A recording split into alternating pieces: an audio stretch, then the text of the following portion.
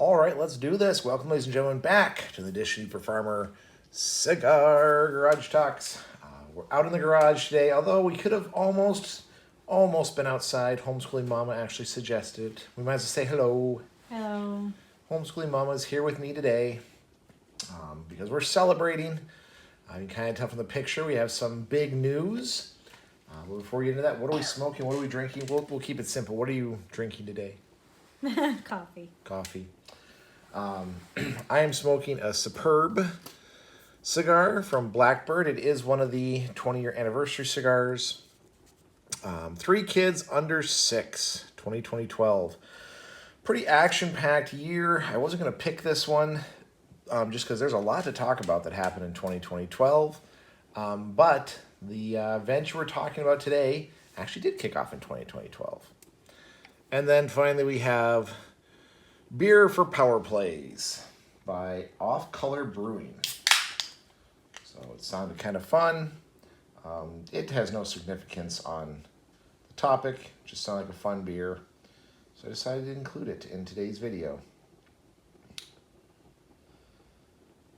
Now we'll do a double pour. Nice dark beer, good head. Sorry for like the glaring light coming through. Don't be sorry for that. That's sunshine. Sunshine. Interesting beer. It is a Baltic style strong dark lager. A lot going on in there. But without further ado, why are we here tonight? Well, we have the official Youper Farmer Family Cookbook. There will be a link in the description. I'll make sure of that. I think I even put a link up here that you can click on. Of course, it's going to bleach it out. Yep. So one, I feel like a YouTuber because I now have merch specifically for the Youper Farmer. But this has been a project that, again, I think we started the first one in 2012. The first rendition was there, or pretty close to there. I am not positive. Yeah, I don't really know the exact date. I could pull up the file, but around 2012, we had a bunch of recipes. We had family recipes. We had gotten 2 different family cookbooks. From my side of the family, Homeschooling Mama had gotten a ton of recipe cards from her mom, and some the what do you call that? The set. What are those called? Of cookbooks, the anthology. What would you call that? The series, maybe? I think a series. An anthology is a single book. So cooking, baking series of recipes from her mom and actually probably her grandmother too, since they are quite old books. Yeah. They're still really good. They're still very good. We have actually a lot of the recipes, well, I shouldn't say a lot, but a fair number. I saw another set of those in like pristine, brand new condition. I'm like, oh, that person never cooks. Right. But probably should have bought them because ours are getting beat to hell. I'm trying to remember where I saw them because it was someplace that I was like, oh, I know they'd give me those books because they probably never have opened them. So at someone's house? Yeah. Like it might have been my mom's or it might have been like, which it could have been mom's. Like she got them, like had more than one set because I think the set I have my mom gave me. It might have been your mom's. I don't know. No, I remember seeing that was definitely the whole... your mom who gave you that series. No, I'm saying maybe. Oh, your is mom's that had the my set. mom's house? It could have been. I can't remember. Anyway, I remember seeing a pristine set, and I was like, wow, okay, because the dessert book I think it is pretty bad shape that we have because we use it so much. So anyway, yeah, we decided maybe I'll include some pictures here so you stop getting sun bleached by that sun coming through. It's kind of funny. Might move my beer out of the way. I normally don't do that, but it's really reflecting on the camera pretty bad. That's better. Let's hit that. There we go. That's better. I have a feeling it's bothering you more than it would them. Well, it could be, but it is very glary, and that sometimes can trigger your video to get down in the algorithm. Now that I'm an official YouTuber with merch, I gotta be concerned about this stuff. So you could set the speed buttons to be more consistent. Right. Cute. Very cute. So yeah, like I said, it was something we started, I think it was in 2012. We started making the book, adding some recipes here and there. And then it kind of got lost, got pushed to the wayside. We stopped working on it. Then when we moved back to Kinross in 2016, we again kind of picked it up. I think maybe you started one in 2016. Then that one got put aside. Then Wild and Free Wolf was like gung ho. She was gonna make a cookbook, and she actually finished hers. It has a lot of recipes, just random recipes actually, not just family ones. But she has some family ones in there too. But she didn't want to publish it. She was kind of like, well, I don't. I think she wanted to. She was just having so much trouble with the format. Yeah, well, we got the format fixed, and I asked her, "Do you want to publish it?" And she's like, "Well, I'm good. Maybe later, I guess." It's like, okay, well, as long as you're sure. So, this year, just before Lent, actually, but I kind of made it one of my Lenten resolutions. I decided I was going to finally compile all the recipes and push it into production. So we spent about 2 months, give or take.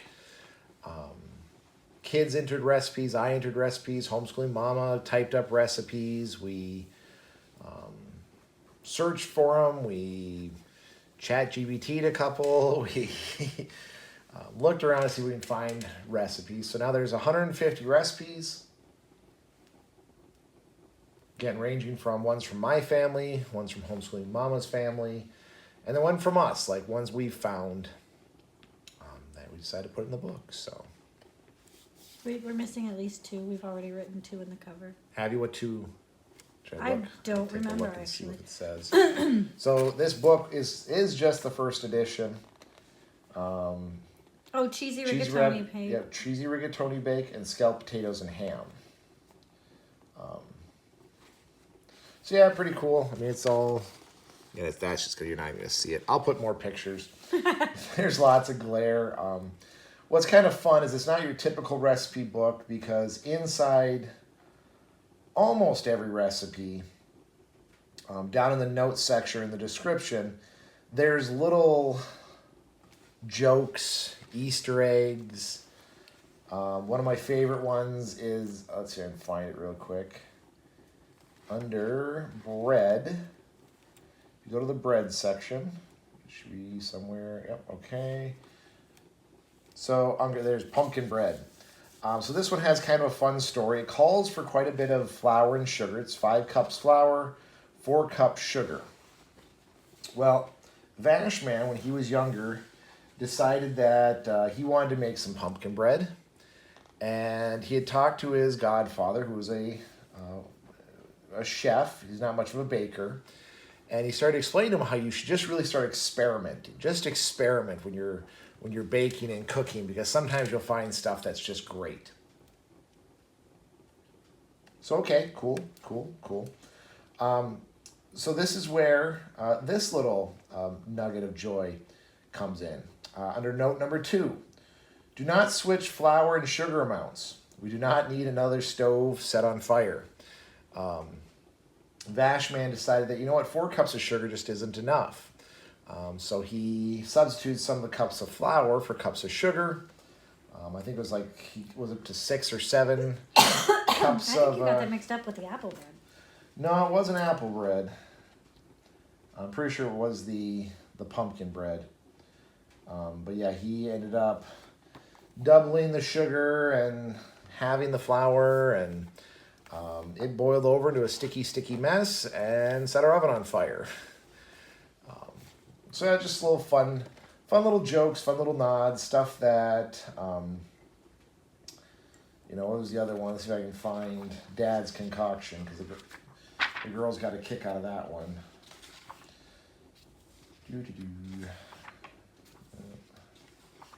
I don't have to find it. I think it's actually in Others Are Strange. Well, there's one where I do a concoction where I mix together peanut butter, Nutella, and frosting. And so the preface in that one, or the notes in that one basically says, just be ready. It takes years off your life, but it's worth it because it's yummy and delicious, and you only die once. So, yeah, a lot of fun little nods, little recipes that we use in the family. So, yeah. you have any thoughts on the cookbook you want to share? I did not proofread it. So that was one of the warnings in the beginning. We do have some warnings in there. Some cute little things about me and homeschooling mama and about how we were raised and were brought up, and kind of talks about how the cookbook came to be. But one of them is that this was written by a very dyslexic homeschooling, or by a very dyslexic Uper farmer and children. So we let the kids just go to town, just type in the recipe. If they make mistakes, they make mistakes. If they make grammatical errors, they make grammatical errors. We decided not to actually put it through a very stringent proofreading process. One, because I really wanted to get done, and sometimes the proofreading is what takes the longest. And two, I think that really just kind of lends to a family cookbook, having errors, having the kids write stuff or do stuff, or just having it very authentic. It's not been sterilized. A lot of cookbooks you read are very sterilized. The language is very standardized. Instead of just put it in a bowl, it's put in a medium-sized bowl. Which no one talks like that, so. That's not true. There's some recipes that if I was told how big of a bowl it needed, I probably wouldn't make it. Like pasties. I didn't type that one. I didn't read it either. I know it's in there. So I was curious if anyone else added any little... Yeah, we were actually going to make fun of you for that.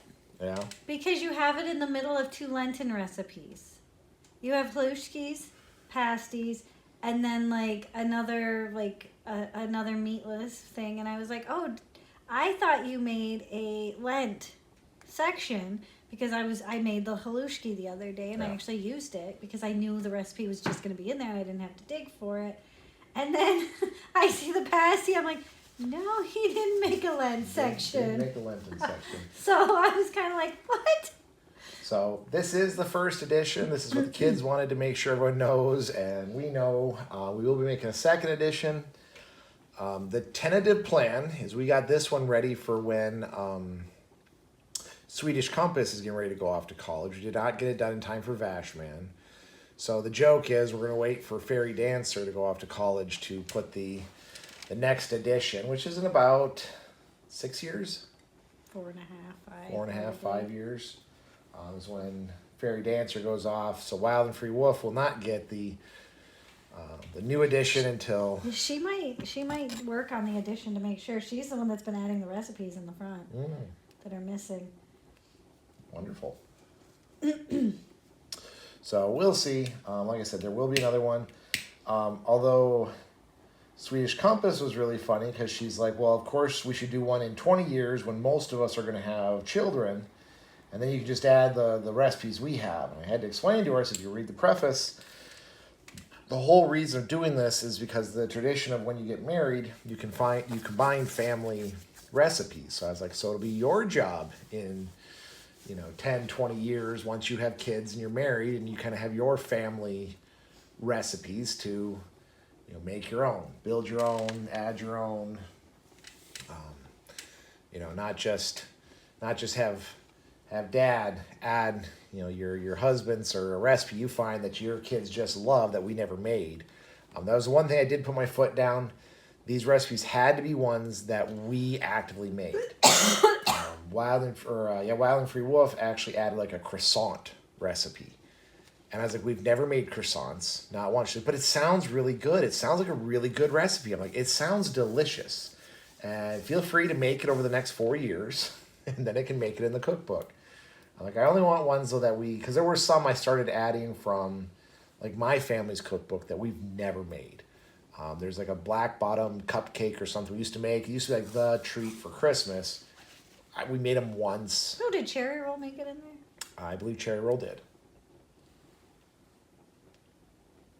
It's actually in the Christmas section, so that is something we should add next time as a Lent section as well. Yeah. Didn't even think about that. That's hilarious since it was your Lenten resolution to finish it. It was my Lenten resolution to finish. I didn't even think about it, so. But anyway, I don't have much else. Buy the book. It's $40 for the soft cover, $50 for the hard cover. If you find us during Farmer's Market, we'll be selling it at a bit of a discount. But yeah, Really excited to finally have it done, finally have it in hand. Spoiler alert, since I know Vashman and Swedish Compass don't watch these videos, I actually ordered them hardcover ones so they can have those when they go off to college. So they can start giving them the family recipes. So, but with that, anything else you got about family cooking, cookbooks, this process? No, I think we should have added something about cooking with kids in the kitchen. Did you add the edible Play-Doh recipe? Yes, edible Play-Doh made it in that's, there. That's definitely a favorite. So. Mm-hmm. And the one that used coffee grounds? No, Oh, you didn't add that one. no. I can't remember what the recipe was. I just have distinct memories of having to save coffee grounds. for Yeah, the it was a recipe. painting one or something. I don't think it was I actually don't- food-based. Oh, yeah, maybe not. I don't remember. It was Yeah. rough.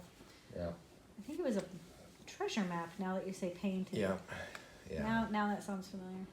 But Yeah, I think I know which one you're talking about. That did not make in the cookbook because technically it's not edible. food.